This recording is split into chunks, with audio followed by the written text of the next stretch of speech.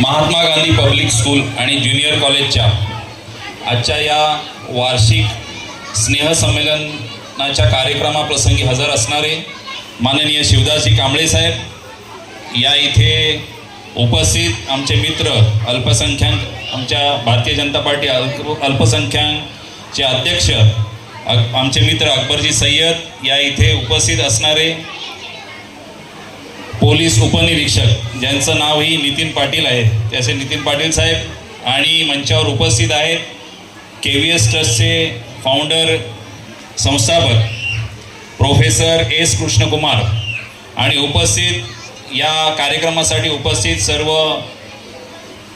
पालक, शिक्षक आणि विद्यार्थी मित्र, बंधू आणि भगिनींनो, खरोखर आपण जे वर्षभर जे काही शैक्षणिक अकॅडमिक आपण वर्गामध्ये करत असतो विद्यार्थी, त्या विद्यार्थ्यांच्या संपूर्ण वर्षाच्या शैक्षणिक क्षेत्रातले असो, क्रीडा क्षेत्रातले असो किंवा आपल्या सांस्कृतिक क्षेत्रातले असो, या कलागुणांना वाव देण्यासाठीचा हा अत्यंत आनंदाचा असा दिवस आहे.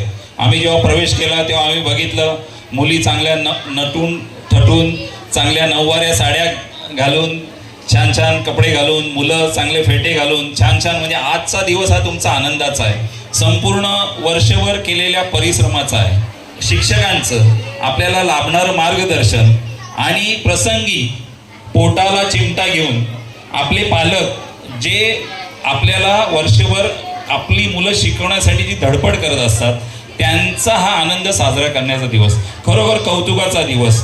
आणि हीच मुलं जी आज ह्या स्टेजवर परफॉर्मन्स करत असतात, की आपल्या जे काय आपल्या अंगातील गुण या इथे सादर करत असतात, तीच मुलं भविष्यामध्ये पुढे जाऊन कोणी राजकीय क्षेत्रातला मोठा होतो, कोणी शैक्षणिक क्षेत्रामध्ये नाव कमवतो, कोणी सांस्कृतिक क्षेत्रामध्ये नाव कमवतो. खरंच आपलं मी कौतुक करीन कृष्णकुमार साहेब, की आपण 1 ते 12वी मुलींना मोफत शिकवत आहे, खरोखर कौतुकाची गोष्ट आहे. म्हणजे आजच्या ह्या म्हणजे शाळा कशा चालतात, माझ्यापेक्षा कांबळे साहेबांना या क्षेत्राची जास्त माहिती आहे. त्यामुळे अशा अडचणीच्या काळामध्ये ह्या मुलांना मोफत शिक्षण द्यायचं, मुलींना मोफत, खरोखर म्हणजे आपला त्या क्षेत्रामधली आत्मीयता आहे, डिवोशन आहे. आणि आपल्या पदरचे पैसे टाकून प्रसंगी आपल्या ह्या सर्व मुलांना शिकवायचं म्हणजे आजच्या काळातली सोपी गोष्ट नाही आहे. पण ह्या सर्वांचे आशीर्वाद, या मुलींचे आशीर्वाद आपणा सदैव तुमच्या भावी आयुष्यामध्ये तुम्हाला लाभतील.